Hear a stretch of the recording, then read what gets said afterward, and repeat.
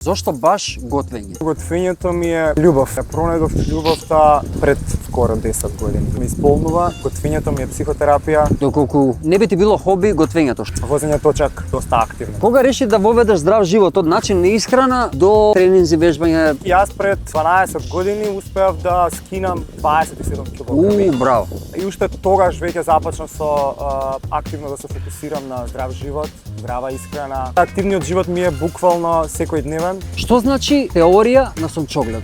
Сончогледот е цвет кој што секогаш трага по светлината и си ја бара светлината. И секогаш се врти спрема сонцето. Кога го нема сонцето, сончогледите се вртат еден кон друг.